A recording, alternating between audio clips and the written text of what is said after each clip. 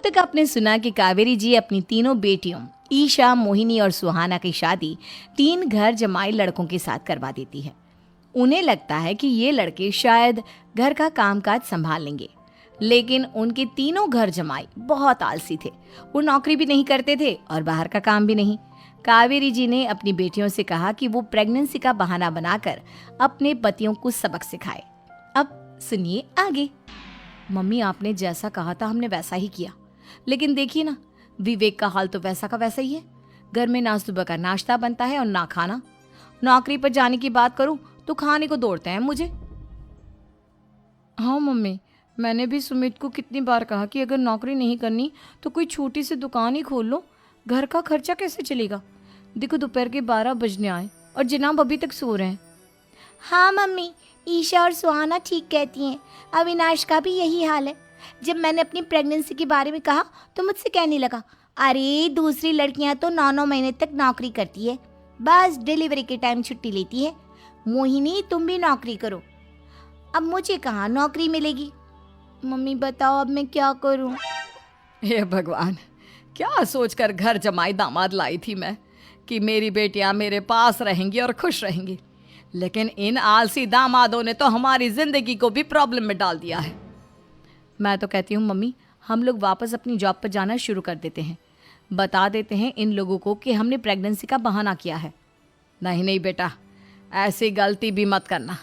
अगर तुमने ऐसा किया तो इन तीनों की आदत और ख़राब हो जाएगी।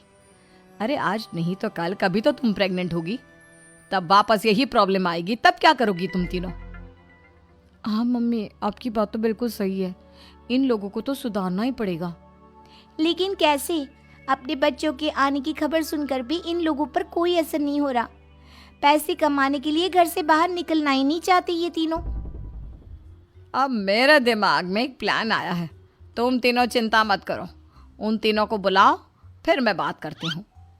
थोड़ी देर बाद कावेरी जी अपने तीनों दामादों को सामने बुलाकर अपनी बात कहना शुरू करती हैं। अविनाश, सुमित और विवेक, देखो बेटा, मैं ना तुम तीनों से बड़ा प्यार करती हूँ, इसीलिए तो तुम्हें घर जमाई बना कर रखा है मैंने। अरे मम्मी जी, सीधे सीधे कहिए ना, क्या बात है? प्यार तो हम भी आपको बहुत करते हैं। अरे मम्मी जी, आपकी इज्जत भी बहुत करते हैं। अरे भाई, आपके जैसी सास और कमाने वाली बीवी सबको मिलती है क्या? हाँ मम्मी, विवेक और सुमित ठीक कह रहे हैं। आपकी बेटी से शादी करके मेरी तो ज़िंदगी ही अच्छी हो गई है। जानती हूँ मैं, और ये भी जानती हूँ कि तुम तीनों अपने अपनी बीवियों से बहुत प्यार करते हो। बेटा, बात ऐसी है कि हमारे कुल गुरु ने कहा है कि प्रेग्नेंट होने के बाद मेरी तीनों बेटियां शुरू के 4 महीने हमारे गांव में जाकर रहेगी, जहां मेरे चाचा जी रहते हैं। अरे लेकिन क्यों मम्मी, गांव में जाकर रहने की क्या ज़रूरत है इन तीनों को? वो क्या है ना बेटा, हमारे परिवार को एक श्राप है। अगर मेरी बेटियों ने यहाँ पर बच्चा पैदा करने की कोशिश की तो उनके बच्चों को कुछ भी हो सकता है। इसलिए अब से लेकर 4 महीने पूरे होने तक इन्हें गांव वाले घर में रहना पड़ेगा। हाँ तो इसमें प्रॉब्लम क्या है मम्मी जी? हम भी वहाँ जाकर रहेंगे, पिकनिक मनाएंगे। अरे भाई, बीवी जहाँ हम भी वहाँ। हाँ यार, आइडिया तो बहुत अच्छा है। शहर की ज़िंदगी में रह रहकर परेशान हो चुके हैं, अब कुछ दिन गांव में बिताएंगे। तुम लोग समझने की कोशिश क्यों नहीं करते?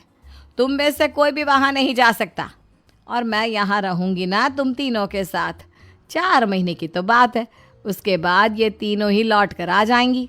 ठीक है मम्मी जी, अब हमारे बच्चों का सवाल है तो ये तो करना ही पड़ेगा। कावेरी अपनी तीनों बेटियों को कुछ दिन के लिए घर से बाहर कहीं दूसरे शहर में रहने के लिए भेज देती है। कुछ दिनों के बाद, अरे मम्मी जी, बहुत दिन से पिज्ज़ा नहीं खाया, मंगवाइए ना। क्या बताऊं बेटा, पहले तो बेटियां खर्चा दे देती थी क्योंकि उनकी नौकरी थी, लेकिन अब तो मेरे पास पैसे ही नहीं बचे। थोड़े बहुत पैसे हैं जो बच्चों की डिलीवरी में काम आएंगे। लेकिन मम्मी जी, आपकी बेटियों को वापस आने में तो अभी बहुत वक्त बाकी है। वही सोच सोच कर परेशान हो रही हूँ। सोच रही हूँ कल से दूध भी बंद करवा देती हूँ। अब दूध वाले को देने के लिए पैसे भी तो नहीं है ना। अरे नहीं नहीं मम्मी जी, अगर दूध भी बंद करवा दोगी तो मुझे चाय कहाँ से मिलेगी? और चाय के बिना मैं तो मर ही जाऊंगा। क्या करूं बेटा, इस